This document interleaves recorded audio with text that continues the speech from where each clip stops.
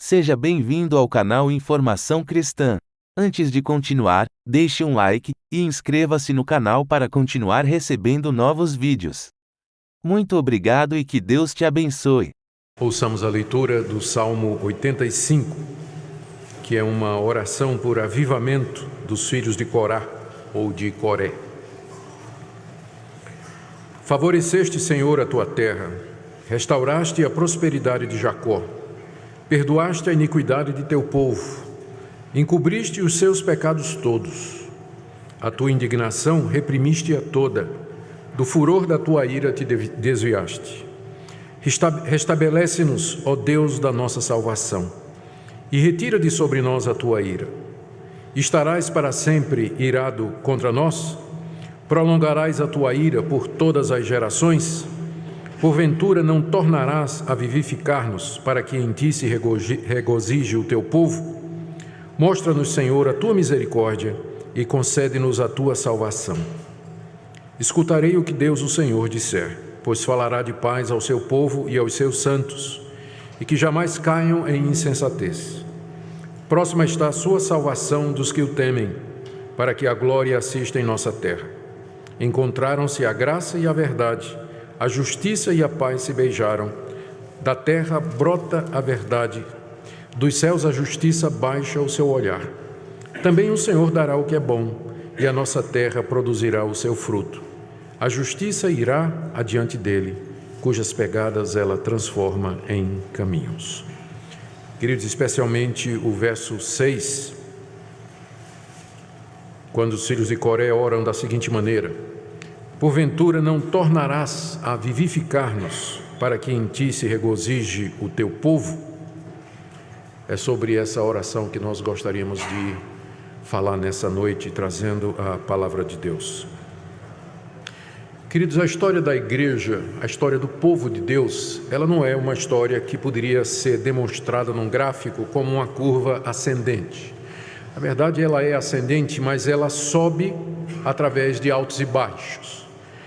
Basta uma leitura do Antigo Testamento, uma leitura da história da igreja, e nós vamos ver que a igreja, o povo de Deus, com frequência ela está no alto dos montes, na glória, na transfiguração, e logo em seguida ela está no fundo do vale, ela está abatida, ela está desanimada. Pegue, por exemplo, a história de Israel no Antigo Testamento, o povo de Deus. O livro dos Juízes, quando subia um bom juiz que temia a Deus, o povo servia a Deus. Aquele juiz morria, subia um juiz ímpio, idólatra, o povo se desviava dos caminhos de Deus e seguia a idolatria, a imoralidade e a injustiça. Deus mandava inimigos que castigavam o povo se arrependia, clamava a Deus, Deus levantava Gideão, levantava Baraque, levantava Samuel, e estes homens para trazer o povo de volta aos caminhos de Deus. A história do Antigo Testamento é cheia de altos e baixos. A história da igreja, depois de Pentecostes, quando o Espírito Santo veio sobre o povo de Deus, conforme nos narra o livro de Atos, também é uma história de altos e baixos. Nós percebemos que logo depois da chegada do Espírito, o cristianismo se expandiu com uma velocidade extraordinária pelo Império Romano, ao ponto de que no século IV o imperador foi obrigado a reconhecer o cristianismo como religião oficial, porque não tinha mais como impedir o avanço dos cristãos, não tinha mais. E depois daquela glória, na Idade Média a igreja cai outra vez, se esquece de Deus, adora outros ídolos, segue doutrinas estranhas, cria uma hierarquia, uma eclesiologia contrária à palavra de Deus. Deus tem misericórdia na reforma no século XVI, levanta Martinho Lutero. E com Martinho Lutero recomeça, ou tem início, um movimento de retorno às escrituras sagradas que nós chamamos da reforma protestante, que incendiou toda a Europa e de lá todo o mundo. Do século XVI ao século XVII, momentos de glória. Países inteiros se tornam crentes, se tornam evangélicos, recebem a palavra de Deus. Depois a igreja cai de novo. Vem o formalismo, vem a frieza, a indiferença para com as coisas de Deus, a secularização, a Europa imersa em trevas. Deus levanta Whitefield, Deus levanta John Wesley. Começa um grande avivamento espiritual na Europa. Dali ele se expõe para os Estados Unidos, colônia, já evangelizada, pujante, e ali, através da pregação do Evangelho, milhares e milhares de pessoas se convertem a Jesus Cristo, mudando a face daquela colônia recém-inaugurada. Depois, outra vez, o declínio. Entram heresias como unitarismo, universalismo, socinianismo de volta. E a igreja mergulha outra vez num período de trevas, período de ignorância. E Deus, no século XIX, traz o que é chamado do segundo grande avivamento, que varreu os Estados Unidos. Multidões reviviam, igrejas lotadas, conversões aos milhares, cidades transformadas. Depois, outra vez, a igreja começa a se secularizar, como nós estamos vendo nos Estados Unidos. Foi feita uma pesquisa recente sobre os evangélicos nos Estados Unidos. Quantos achavam que pecado era coisa séria? A pergunta era: você acha que o menor pecado merece a condenação de Deus? Quase 80% diz não. Não tem consciência de pecado, não tem convicção de pecado. Outra pergunta: você considera que o cristianismo é a única religião verdadeira do mundo? Mais de 50% dos evangélicos disseram claro que não. Em declínio outra vez. A história da igreja é marcada por altos e baixos, bem como a nossa própria história, não é verdade? Como indivíduos, nós podemos lembrar de dias, de épocas em que o amor e o deleite nas coisas de Deus era tão intenso em nossa vida, quando a gente tinha prazer em abrir a Escritura, ler a Bíblia, gastar tempo em oração com Deus, e de repente aquilo passou, virou rotina, nós nos acostumamos. Nós não sentimos mais as mesmas coisas, não experimentamos mais com a mesma intensidade aquelas coisas e entramos num declínio espiritual. Por fora nós continuamos a mesma coisa, continuamos a vir à igreja, continuamos a cumprir os nossos deveres, continuamos a dar nossas contribuições, mas já não há mais aquele primeiro amor no nosso coração.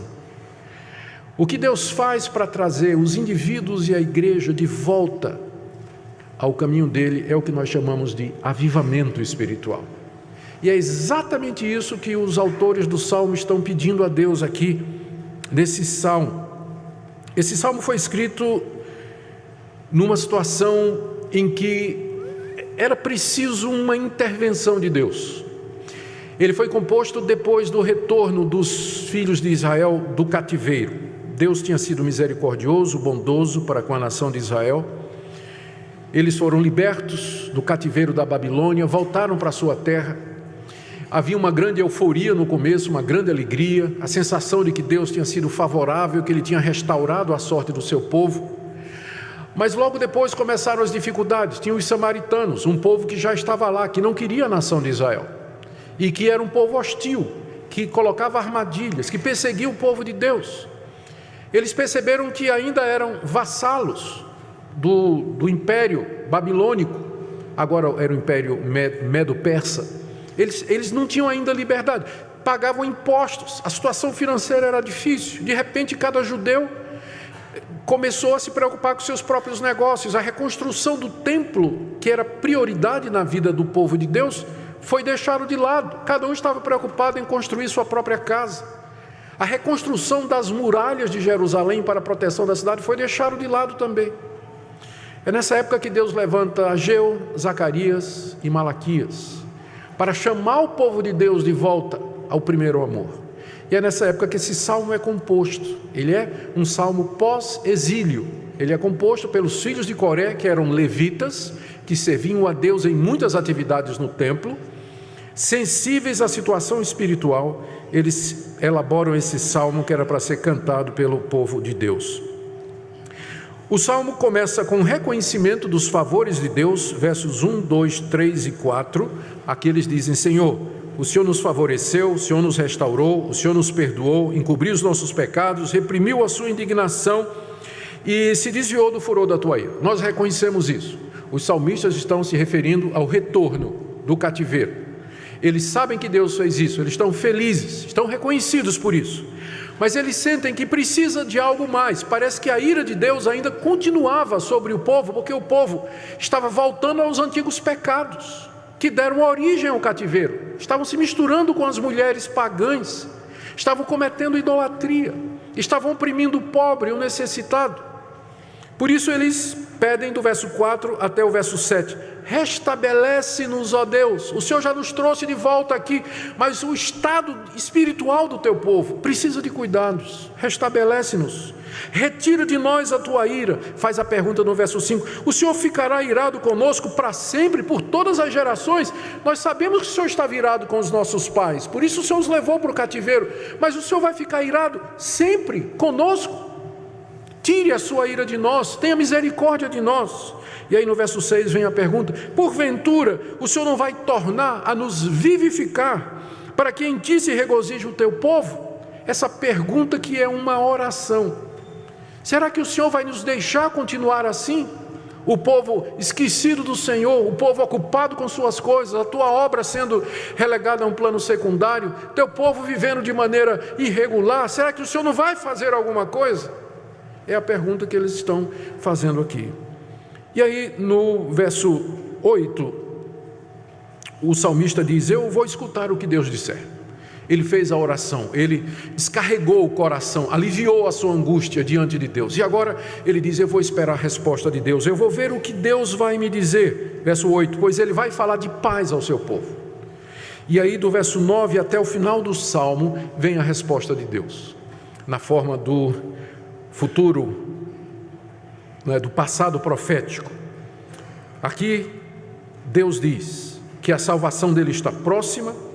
No verso 10, que a graça e a verdade e a justiça e a paz irromperão, a verdade brotará da terra, a justiça do céu. No verso 12, o nosso Deus dará o que é bom, a nossa terra produzirá o seu fruto, a justiça irá adiante dele. A resposta que eles têm de Deus é que Deus haveria de restabelecê-los, fortalecê-los, atender à oração e conceder aquilo que o salmista pede. O meu objetivo nessa noite é entender exatamente o que é isso que está sendo pedido aqui, não tornarás a vivificar-nos, se isso se aplica para nós hoje, e se ao orarmos pela mesma coisa, quais são os critérios e cuidados que nós devemos ter. Então vamos começar fazendo essa pergunta, o que é que está sendo pedido aqui? O que é que exatamente os salmistas têm em mente quando eles dizem no verso 6, não tornarás a vivificar-nos? Aquilo que se pede em si já é a resposta. O salmista está pedindo uma vivificação. A palavra que nós temos aqui no hebraico significa vida, mesmo a vida biológica, a vida física. Quando alguém pede uma vivificação, como é o caso aqui, está pressupondo de que existe morte, que houve um declínio, que houve um decaimento da vida espiritual, senão não tem necessidade de pedir uma vivificação. Então, os salmistas, os filhos de Coré, eles estão conscientes de que o povo de Deus, da sua época, estava numa situação de morte espiritual, de abatimento espiritual, de esfriamento, de coma espiritual. Por isso que eles pedem vida. Eles pedem que Deus visite o seu povo e traga vida espiritual àquelas pessoas. Talvez aqui a melhor explicação que nós temos é do livro do profeta Ezequiel, do verso 37. Passagem bastante conhecida. Desculpa. É o profeta, isso mesmo, 37. O profeta tem uma visão de um vale de ossos secos. E o Espírito Santo está sobre ele, verso 1, o leva até um vale cheio de ossos, um vale grande, muitos ossos.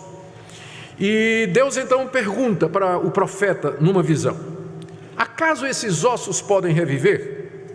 E o profeta responde, Senhor, tu sabes, ou seja, tu és Deus, tu podes todas as coisas. Aí Deus diz ao profeta, no verso 4, profetiza esses ossos e diz, ossos secos, ouvi a palavra do Senhor. Assim diz o Senhor a estes ossos, eis que farei entrar o Espírito em vós e vivereis. Aí no verso 7, Ezequiel diz que ele começou a pregar para os ossos. Imagina a cena, pregando num cemitério, a céu aberto. Está lá o profeta pregando para os ossos, para os esqueletos. Começa a pregar. E enquanto ele estava profetizando, pregando a palavra de Deus, ele ouviu um barulho. os ossos, parece filme de terror, não é? Começaram a se juntar um no outro. Tá, tá. Imagina a barulhada, né? Pá, pá. E aí ficaram aqueles esqueletos. E ele olha, diz o verso 8, e de repente começa a surgir os tendões. Não deve ter sido uma visão meio que macabra, né? Mas os tendões começam a surgir. E aí por cima do tendão vinha carne, e veio pele, e veio olho, e veio unha. De repente Ezequiel está diante de um exército de pessoas. Porém, veja o final do verso 8: não havia neles o Espírito. Eles estavam vivos e não estavam. Quer dizer, eles não estavam mais como ossos secos, mas também não estavam vivos. Estavam lá. E Deus então diz no verso 9: profetiza ao Espírito, filho do homem, e diga, assim diz o Senhor: vem dos quatro ventos, ó Espírito, e sopra sobre estes mortos, para que vivam. E no verso 10, Ezequiel diz que fez o que Deus mandou, profetizou, e o Espírito entrou neles, e viveram, e se puseram em pé um exército sobremodo numeroso. Essa foi a visão de Ezequiel. E Deus então explica a Ezequiel: Ezequiel, esses ossos aí é o meu povo, é a casa de Israel, é a minha igreja, é a minha igreja, é isso que representa. Eles estão dizendo assim: não temos mais esperança, estamos exterminados, não valemos mais nada, chegamos no fim, não faz mais sentido. Desânimo, morte, desespero. Portanto, Deus diz a Ezequiel: vai ao meu povo e profetiza. Eu vou abrir a sepultura de vocês e vou fazer vocês sair dela, povo meu. E sabereis que eu sou o Senhor, quando eu abrir a vossa sepultura e vos fizer sair dela.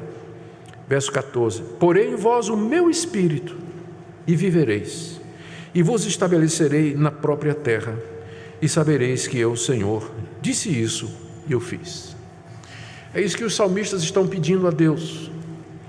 Deus, o povo está aqui na terra, nós temos o templo, nós vamos ao culto, nós trazemos os nossos dízimos, nós trazemos os nossos sacrifícios, as nossas ofertas, mas não tem vida, não há vida, é uma formalidade, é algo externo. Será que o Senhor não vai nos vivificar como antigamente, para que nós tenhamos alegria em Ti? Então, meus irmãos, avivamento nada mais é quando Deus visita o seu povo, trazendo vida, revivificando o seu povo que antes está no estado de mornidão, de decadência, como um grande exército em pé, mas que não tem espírito. É quando Deus então vem nos abençoar e nos trazer de volta a um estado de vida espiritual, como sempre deveria ser. Então é disso aqui que nós estamos falando. Quando nós falamos de avivamento, nós não estamos falando necessariamente de grandes reuniões barulhentas com manifestações físicas extraordinárias, porque pode acontecer tudo isso. Lembra que os ossos estavam dançando, pulando, se encaixando? Pode ter tudo isso e não ter vida. Então, quando nós pensamos em avivamento, nós temos que pensar no que acontece no nosso coração quando o Espírito de Deus vem sobre nós com poder e autoridade e opera em nós de uma forma intensa. É disso que nós estamos falando. Então, deixe-me tirar algumas... Vamos aprender aqui dessa oração do salmista no verso 85, no capítulo 85, verso 6. Vamos aprender algumas coisas a respeito dessa oração. A primeira delas que eu preciso dizer para vocês é que é correto a gente orar por um avivamento. É verdade que tem havido muitos abusos na história dos avivamentos, tem havido muitos exageros, e mais recentemente se confunde avivamento com o movimento pentecostal ou neopentecostal. Há pessoas que se chamam de avivalistas, há pessoas que são convidados para produzir avivamento, há pessoas que agora ligam o avivamento à prosperidade financeira e à solução de todos os problemas, à realização de sinais e prodígios. São coisas que não estão na palavra de Deus. E por isso quem conhece a palavra de Deus, quando ouve a palavra avivamento, já fica, peraí, de que é que estamos falando aqui?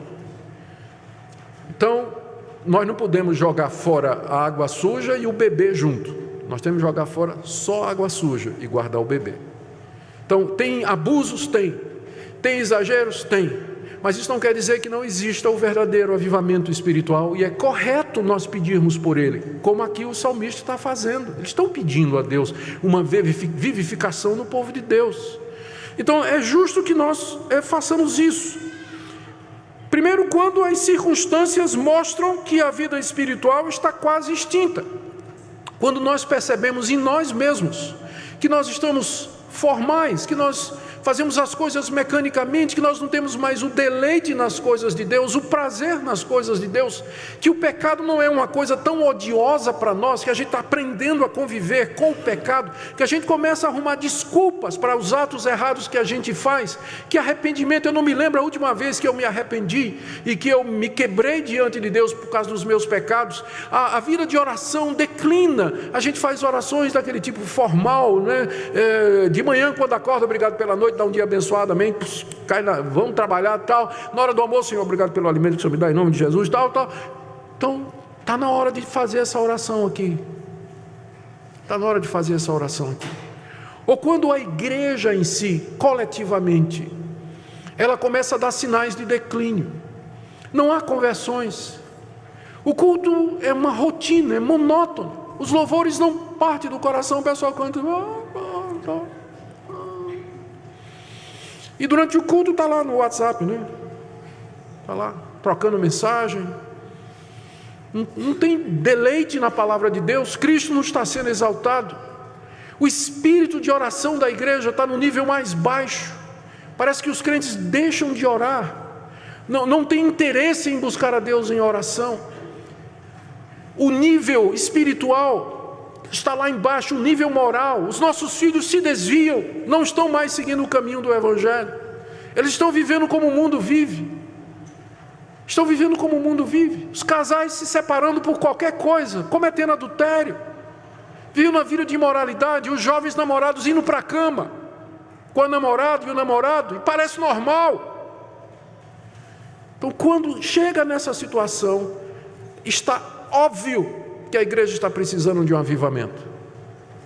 E aí é justo a gente orar e dizer a Deus: não tornarás a vivificar-nos, para que em ti se alegre o teu povo. Quando essas coisas acontecem, elas são evidências muito claras de que nós temos que clamar como os salmistas estavam clamando quando eles viam a situação do povo de Israel. No Salmo 119, Salmo de Davi, 11 vezes Davi diz: vivifica-me, vivifica-me, vivifica-me, 11 vezes. O profeta Isaías, no capítulo 64, angustiado pela situação do seu povo, isso antes do cativeiro, ele ora: oh, se fendesses os céus e descesses, se os montes tremessem na tua presença, como quando o fogo inflama os gravetos, como quando faz ferver as águas, para fazeres notório o teu nome aos teus adversários, de sorte que as nações tremessem diante da tua presença. Verso 1: ou se tu fendesses os céus e descesses. O anseio do profeta, ele sentindo falta de Deus na vida do povo, ele queria que Deus rasgasse os céus e descesse, porque o culto estava vendo, o templo era frequentado, mas era como se Deus não estivesse lá. E sem a presença de Deus, nada do que fazemos vale a pena. Abacuque, capítulo 3, verso 2, o profeta diz: aviva a tua obra, Senhor. Jesus nos ensinou sobre a vinda do Espírito Santo e que nós devíamos pedir que Deus nos enchesse dele, exatamente como Paulo mais adiante, Efésios capítulo 5, verso 18, ele diz assim: enchei-vos do Espírito, enchei-vos do Espírito. Então, meus irmãos, está correto, apesar dos abusos e exageros que tem nessa área, nós pedirmos que Deus nos vivifique, que Ele nos dê mais do Seu Espírito Santo, que Ele nos encha do Seu Espírito Santo. Eu preciso explicar aqui que eu não estou dizendo que o Espírito de Deus já não está na igreja. Desde o dia de Pentecostes ele veio estar conosco, ele está com o povo de Deus. Mas uma coisa é o Espírito Santo estar presente aqui, outra é ele estar atuando com sua plenitude em nós. Porque é possível entristecer o Espírito, é possível apagar o Espírito, é possível resistir ao Espírito. São 3 expressões que nós encontramos nas cartas do apóstolo Paulo: não entristeçam o Espírito, não apaguem o Espírito e não resistam ao Espírito Santo. Se ele está dizendo isso, é porque é possível que a igreja faça isso, pelos seus pecados e indiferença. Então uma coisa é termos o Espírito Santo, outra é ele nos ter completamente, ele nos encher, ele nos dominar. Então é lícito que nós oremos e digamos a Deus: ó Deus, não tornarás a vivificar-nos, para que em ti se alegre o teu povo. Segunda lição que nós precisamos tiramos dessa oração, é que ao orarmos por um avivamento, nós temos que lembrar que quem aviva é Deus. Isso pode parecer uma bobagem que eu estou dizendo, uma repetição ou uma afirmação de um fato que já é conhecido, mas parece que não é tão bem conhecido assim. Avivamento não pode ser produzido por homens, embora haja pessoas que considerem isso possível. E aqui eu quero citar o nome do bem conhecido Charles Finney. Finney era um ministro, um pastor presbiteriano que viveu nos Estados Unidos no século XIX. E Finney foi, aonde Finney pregava, as multidões vinham ouvi-lo pregar. E muita gente professava a fé em Jesus Cristo diante do ministério de Finney. Finney tinha uma teoria que depois virou um livro que chegou no Brasil, publicado pela editora Betânia. O título é, eu não sei quem lembra desse livro, Avivamento, a Ciência de um Milagre. A tese de Finney é que um avivamento não é um milagre, mas é simplesmente o resultado do uso dos meios corretos, como plantar. Se você plantar uma semente no terreno fértil e você aguar aquela semente, ela vai produzir fruto. Transpondo, se nós nos humilharmos, confessarmos os nossos pecados, nos arrependermos, mudarmos a nossa vida, Deus certamente vai mandar avivamento. É a lei da causa e dos efeitos. Avivamento é como você plantar. Se você planta, se você semeia, você colhe. Então, o que ele fazia? Ele entendia que nessa direção, avivamento era uma coisa que dependia da nossa habilidade de convencer as pessoas a fazer isso. Então o que ele fazia? Até esse tempo, só para uma curiosidade, não havia o sistema de apelo na igreja. Não tinha o sistema de apelo. O apelo era feito durante a pregação. Aí Finney, porque ele acreditava que avivamento era uma coisa que podia ser produzida, então ele pregava, conclamando as pessoas ao arrependimento, e ele dizia: você tem que se arrepender agora. E quem quer se arrepender, vai sentar aqui nesse banquinho. Era o chamado Banco dos Penitentes. E as pessoas então eram convidadas a vir sentar no banquinho, porque essas pessoas estavam dizendo que elas queriam se arrepender e mudar de vida, e o avivamento haveria de vir sobre ela. Os discípulos de Finney foram mais longe.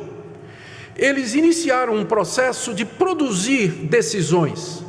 Então, na hora do apelo, a organista toca uma musiquinha, cria um clima emocional para você mover o coração do pecador.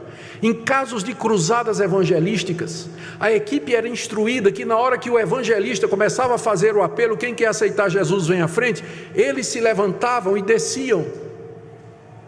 Porque aí a pessoa, você sabe como é a multidão, né? Quando a gente diz assim, vamos fazer alguma coisa? Quem quer ser o primeiro? Levanta um, aí levanta 30. Então a orientação, e eles não achavam que estava fazendo nada errado, já que a pessoa pode se converter, já que a pessoa pode mudar, já que ela pode se arrepender por ela mesma, então o trabalho do pregador é convencer e persuadir os seus ouvintes a tomar uma decisão. Foi quando começou o sistema de apelo na igreja, antes não tinha. Conta uma história de Charles Spurgeon, que batizava centenas de pessoas por ano na sua igreja, a igreja dele tinha 5, 6 mil membros, nunca fazia apelo. Ele pregava e na segunda-feira ele estava no gabinete pastoral para quem quisesse conversar a respeito da pregação. Spurgeon morreu, um pastor foi escolhido para ser o substituto. E esse pastor era discípulo mais ou menos de Finney. Eu segui as ideias. Logo no primeiro sermão ele fez apelo, a igreja toda estranhou. Ele fez apelo. Quem quisesse salvação, que viesse à frente. A igreja toda estranhou. E aí os diáconos se reuniram com o pastor, né, e disseram: pastor, aqui nós não temos o costume de fazer isso não.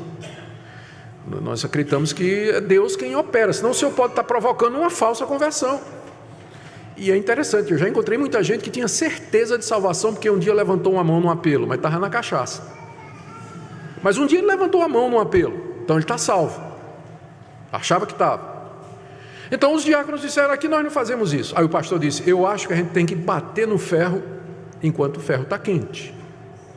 E o diácono respondeu: se o senhor Spurgeon estivesse aqui, ele diria para o senhor o seguinte: se o ferro foi aquecido pelo Espírito Santo, estaria quente até na segunda-feira de manhã. Mas a partir do ministério de Finney, então se pensou que avivamento era uma coisa que podia ser produzida. E a ênfase dos pregadores passou a ser trabalhar as emoções e a vontade das pessoas para que elas tomassem uma decisão. Finney, embora ele se declarasse presbiteriano, mas ele era um semi-pelagiano, ou seja, ele não acreditava em depravação total. Ele acreditava que o ser humano, embora marcado pelo pecado, ele ainda podia tomar decisões em prol de Deus, e que nos cabia estimular essas decisões. Então, ao orar aqui, voltando ao Salmo, tudo isso foi para enfatizar esse ponto. Avivamento, ao orar aqui, o salmista diz assim: porventura não tornarás a vivificar-nos? No hebraico está a palavra atá, que é o pronome tu, literalmente está assim: não tornarás tu a vivificar-nos, tu. E ao orar assim, os salmistas estão reconhecendo que quem aviva é Deus. É Deus. Nós não podemos produzir um avivamento. Nós podemos orar por isso, nós vamos orar. Me lembro a passagem bíblica do Monte Carmelo, quando Elias enfrenta os profetas de Baal. O Deus que é verdadeiro vai responder com fogo. O Deus podia ter descido fogo do céu de qualquer jeito, podia, mas Elias o que é que fez? Ele matou o bezerro, cortou a lenha, arrumou o altar, colocou tudo em cima, e Deus respondeu com fogo. Nossa tarefa é preparar a lenha, e a de Deus é descer com fogo. Mas nós não podemos fazer o fogo descer quando a gente quer e do jeito que a gente quer. Nós podemos nos preparar, podemos pedir, mas lembrando que essa obra é uma obra soberana de Deus. Quando a gente esquece isso, nós criamos uma expectativa que traz profunda angústia.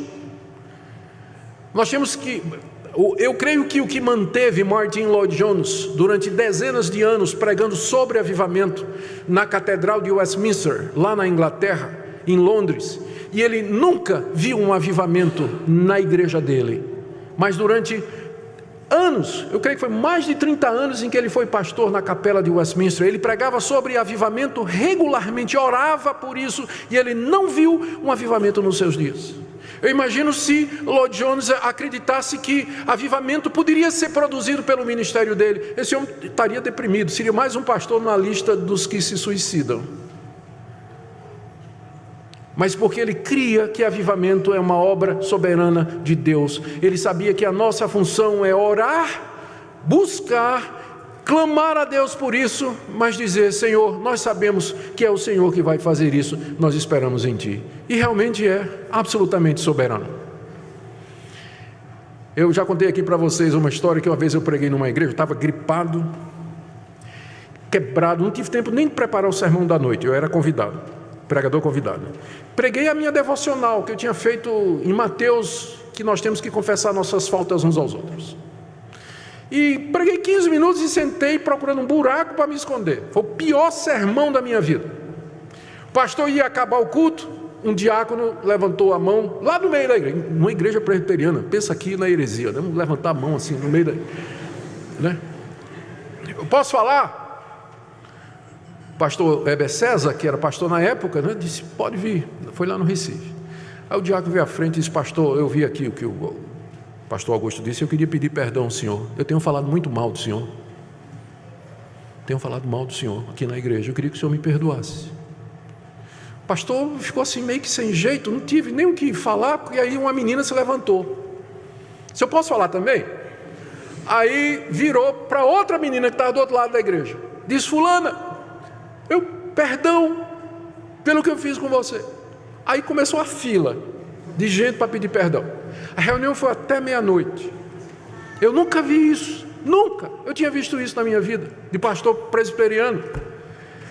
Aquela coisa extraordinária. Eu fiquei tão animado. Imagina qual foi o sermão que eu preguei na minha igreja no próximo domingo. Sabe qual foi o resultado?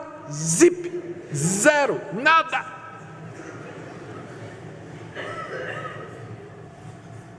É soberania mesmo. É Deus quem faz o fogo descer do céu.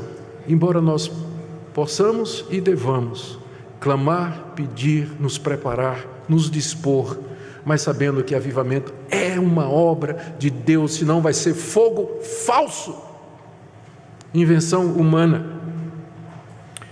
Terceira coisa que essa oração nos ensina, que avivamento é obra de Deus em seu povo. Nota aqui o que o salmista está dizendo. Ele diz: não tornarás a vivificar-nos. Bem que eles podiam ter dito assim: Senhor, aviva os samaritanos. Esse povo que está aqui ao nosso redor, que é inimigo do Senhor, está atrapalhando a obra, fica colocando armadilha, falando mal de nós. A gente faz de noite, a gente faz durante o dia, de noite eles vêm e derrubam tudo. Aviva os samaritanos, Senhor. Mas o salmista sabia que o problema não é o mundo, o problema sempre é a igreja. O mundo é o que o mundo é, está posto no maligno. O problema é o povo de Deus. Então é por isso que o pedido de avivamento é para a igreja, não é para o mundo. Senhor, aviva a Rede Globo, que pare de passar novela, né? Aviva aquele pessoal, Senhor. Acaba com... não, as eleições de hoje já praticamente foram a resposta de oração para isso, mas tudo bem. Acaba com a miséria, a corrupção que tem no país. Não, ele está orando pela igreja. Porque o mundo é o que é, sempre foi. Nós não temos expectativa nenhuma com relação ao mundo. Mas o povo de Deus pode ser avivado e o povo de Deus pode conhecer esse poder que vem dele. Mas ao fazer isso, nós precisamos fazer a pergunta: estamos prontos para o que estamos pedindo? Queremos que Deus nos avive, porque esse avivamento ele passa primeiro por um quebrantamento, uma mudança de vida, colocar a vida em ordem diante de Deus, realinhar as nossas prioridades, dar a Deus o primeiro lugar. Queremos isso. Antes de vir, eu estava lendo, antes de vir hoje à noite para o culto, me preparando, eu estava relendo um livro que eu prefaciei na década de 90, o Pentecoste coreano. Eu era professor do Seminário do Norte, ia dar um curso sobre história da igreja e ia falar sobre os avivamentos históricos. E fui na biblioteca do seminário procurar livros sobre avivamento. E achei muita coisa em inglês. E de repente meus olhos caíram nesse livro, um livrinho assim fininho, o Pentecoste coreano. Eu não sabia que tinha tido alguma coisa na Coreia. Isso na década de 90. E comecei a ler o livro. É o testemunho de um missionário americano que em 1907 estava presente quando o avivamento começou. Testemunho pessoal, ele estava lá. E a obra é editada por um outro missionário, também a Coreia, que veio alguns anos depois, descobriu os manuscritos, traduziu não, ele fez a digitalização, digitou e publicou. E eu então disse: eu vou traduzir esse livro. Acabou que não deu tempo para eu traduzir, mas eu fiz o prefácio, entreguei à Casa Editora Presbiteriana. O livro foi publicado pela Casa Editora Presbiteriana. Eu não sei se ele hoje ainda está disponível. O avivamento de 1907. Os homens preocupados com o estado da igreja. Naquele tempo as duas Coreias estavam unificadas. Não era a Coreia do Norte e a Coreia do Sul, era uma Coreia só e a capital era Pyongyang. Então eles se reuniram em Pyongyang, mais de 1000 homens, para clamar a Deus. Eles sentiam que a igreja estava naquele estado de morte, de mornidão espiritual. O nível espiritual dos crentes havia atingido o ponto mais baixo. A situação moral era terrível. Havia conflitos na igreja, brigas, divisões na igreja. Os homens tiraram uma semana de oração para clamar a Deus. E já no início da semana, na segunda ou na terça-feira, a coisa começou acontecer. As pessoas começaram a sentir convicção de pecado. Na terça-feira à noite, esse pastor que estava lá presente tinha 25 anos de idade. Ele chegou na Coreia com 25 anos, ele tinha cerca de 30 anos mais ou menos. Ele era um dos líderes da obra missionária. E ele ia pregar naquela noite. E quando ele começou a pregar, começaram as confissões de pecado. E gente inquieta, querendo confessar a Deus. E de repente o líder da igreja coreana chegou, pediu a palavra e disse na frente de todo mundo: eu tenho odiado o Senhor durante muitos anos. E eu quero pedir que o Senhor me perdoe aqui e agora nessa noite. E esse pastor diz que quando aquele coreano confessou aquele pecado, expressão do pastor que estava lá, foi como se uma mão gigantesca removesse o teto da igreja e o Espírito Santo caiu como uma avalanche dentro da igreja. O resultado foi queda mesmo, só que queda para frente. O pessoal caiu sobre os seus rostos, sobre os seus joelhos, em lágrimas e gritos de agonia. Convicção de pecado, gente confessando o pecado. Esse pastor disse que o cozinheiro dele, um coreano, começou a confessar os pecados no meio da igreja e virou-se para o pastor e disse: tem perdão para mim, tem perdão para mim. E esse pastor registra, quando ele narra o fato, que ele nunca mais gostaria de passar por uma noite como aquela, onde ele ouviu as confissões mais horríveis saindo da boca de cristãos. Gente vindo à frente confessar desonestidade nos negócios, adultério, tráfico de ópio, que era comum naquela época. Coisas horríveis foram confessadas naquela noite, de fazer qualquer um corar de vergonha, choro, no meio de choro de agonia. E ele disse que tinha gente que ficava batendo no chão, gente que batia a cabeça no chão, de agonia de alma, desesperado. E daquela semana ali, nas semanas seguintes, milhares de coreanos se converteram. O fogo se espalhou pela Coreia. Milhares e milhares e milhares de coreanos se converteram, caíram debaixo de convicção de pecado, e de forma que a igreja coreana ela cresceu ao ponto de que em menos de 25 anos, mais de 1,5 milhão de novos membros foram adicionados à igreja. Queremos isso? Eu sei que a gente quer a glória do avivamento, mas ele começa com isso aqui. Ele começa com Deus mexendo na minha vida e na sua. Porque para que ele dê vida, é primeiro que ele nos convença que nós estamos mortos. E é o Espírito Santo que nos convence do pecado, da justiça e do juízo. Primeiro vem a cruz, depois a glória. Primeiro a morte, depois a ressurreição.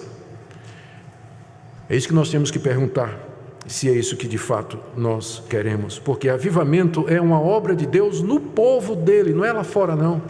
Os efeitos vão ser sentidos lá fora, mas começa em nós. Deixe-me ir para a quarta coisa sobre avivamento. Nós temos que lembrar, quando nós oramos, que isso aqui é algo que Deus fez muitas vezes já na história da igreja.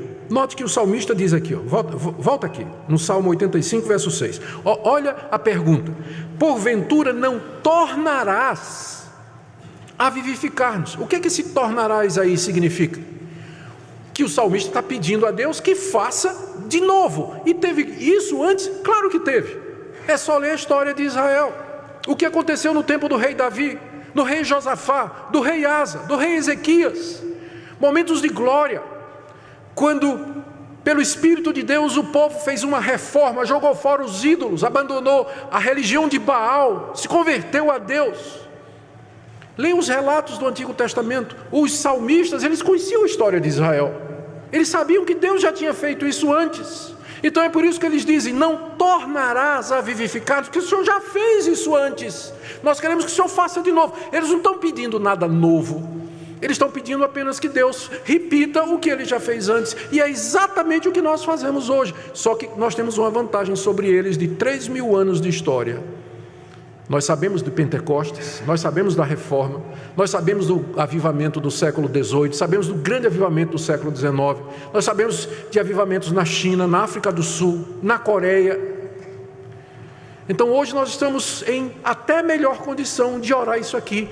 Porventura não tornarás a vivificar-nos, porque o Senhor já fez isso antes em outros lugares, com outras pessoas, em outras épocas, mas Tu és o mesmo Deus, podes fazer de novo. Podes fazer de novo. Não tornarás a vivificar-nos. Portanto, queridos, nós não estamos orando por nada novo, mas pedir que Deus faça o que Ele sempre fez.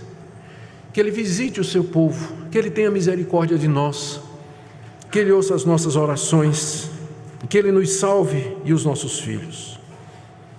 Quinta coisa, nós temos que, ao orar, lembrar o motivo correto pelo qual nós devemos orar por um avivamento. Veja, o verso 6 outra vez.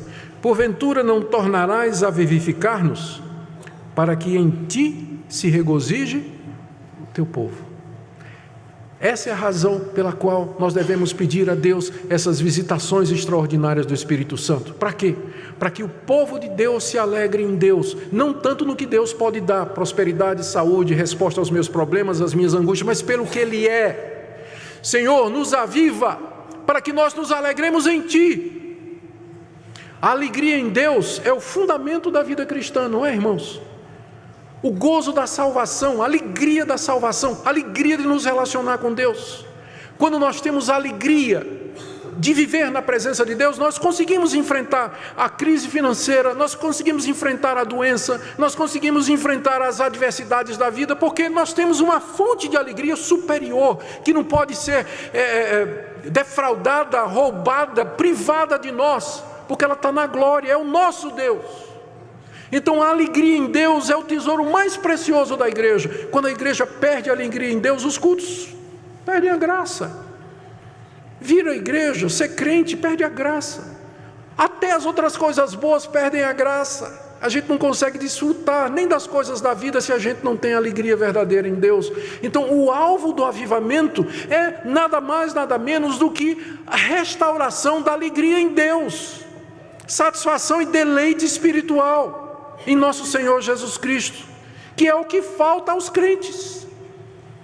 Porque se eles tivessem alegria e deleite em Deus, eles não iam falar tão mal dos outros, eles não iam murmurar e reclamar da vida,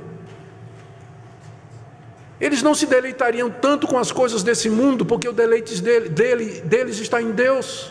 Mas exatamente porque falta esse gozo, essa alegria em Deus, é que eles vão procurar outras alegrias aqui nesse mundo, no sexo, no dinheiro, no próprio trabalho, fazendo do trabalho um ídolo e outras coisas. Mas essa é a razão pela qual nós devemos querer avivamento. Não é para sermos poderosos, para vermos coisas, sentir coisas extraordinárias. Se Deus quiser fazer isso, Ele vai fazer. Mas o alvo do avivamento é esse aqui: para que em ti se regozije o teu povo. Para que o teu povo outra vez tenha alegria verdadeira. Oh, meus queridos, essa é a alegria que nós deveríamos experimentar e ter toda a nossa vida. Última coisa, tem muito mais que a gente poderia dizer, mas eu vou ficar aqui. Nós temos que lembrar que essa vivificação ela é feita mediante a palavra de Deus. Os filhos de Coré sabiam muito bem que todas as reformas e avivamentos que vieram antes deles foram feitos mediante a palavra de Deus escrita e pregada. Como eu disse a vocês no Salmo 119, Davi 11 vezes pede a Deus: vivifica-me.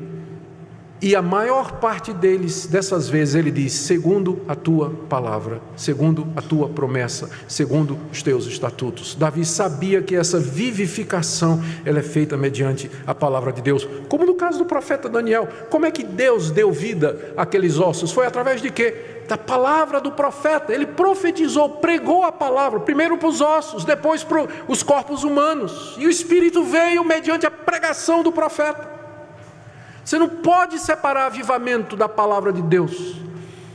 Todo verdadeiro avivamento ele tem na base a palavra de Deus. E todo avivamento genuíno produz zelo e valorização da palavra de Deus. E todo movimento que se pretende um avivamento e que se desvia da palavra de Deus ou dá um lugar secundário para a palavra de Deus, não é avivamento. Não é avivamento. Não é. Então, avivamento espiritual e a boa doutrina bíblica, essas coisas andam de braços dados, de mão em mão, lado a lado. Nós não podemos separar. E isso serve para que nós tenhamos um referencial para podermos dizer se de fato é Deus que está atuando ou se nós estamos produzindo um movimento humano. Portanto, irmãos, aqui eu estou aplicando já. Oremos por uma vivificação espiritual. Eu queria que você orasse por você. Ao orar, lembre-se primeiro de dizer, como aquele cântico antigo, a começar em mim, Senhor. Começa em mim. Ora por sua vida, examine sua vida, seja sincero diante de Deus se você não está precisando de um avivamento espiritual. Em seguida, ore por sua família. Ore pelos pastores. Os pastores precisam de poder espiritual, de vida espiritual para exercer o ministério deles. Ore pelos presbíteros. Eles também precisam de vida espiritual para poder exercer o ministério deles. Ore pelos diáconos, pelos líderes, aqueles que foram levantados por Deus para guiar a sua igreja, porque eles precisam de vida espiritual para poder fazer a obra de Deus. Ore pela igreja, pelos membros da igreja. Ore por isso. Se você não quiser usar o termo avivamento, use outros termos. Senhor, derrama o teu Espírito, enche-nos do Espírito, vivifica a minha alma, vivifica o meu coração, vivifica as pessoas que eu conheço, faz com que nós nos deleitemos em Ti, me faz conhecer essa alegria em Deus, esse gozo indizível e cheio de glória, que Pedro chama lá na sua primeira carta, capítulo 1, um gozo indizível e cheio de glória em conhecer a Deus. Segundo, prepare o seu coração, coloque sua vida em ordem, leia muito e medite na palavra de Deus, porque ela é o combustível, é a lenha que vai fazer com que o fogo arda. E acima de tudo, anseie e busque a Deus, anseie e deseje esta alegria, esse deleite nele, que é o bem mais precioso que nós temos aqui nesse mundo. Se nós temos deleite e alegria em Deus, pode vir tudo mais e pode faltar tudo mais, mas nós diremos como Paulo: aprendi a viver contente em toda e qualquer situação, sei estar exaltado e sei estar humilhado, tudo posso naquele que me fortalece. Que Deus nos conceda a sua graça, que Ele desperte em nós o desejo de clamarmos por um legítimo avivamento espiritual no nosso meio. Amém. Obrigado por ter assistido um vídeo do nosso canal Informação Cristã. Esperamos que ele tenha edificado a sua vida e também da sua família. Pedimos que por favor se inscreva no nosso canal, dê um like e compartilhe esse vídeo para o maior número de pessoas, para que elas também sejam edificadas e alcançadas pela palavra do nosso Deus. Que Deus te abençoe e até o próximo vídeo.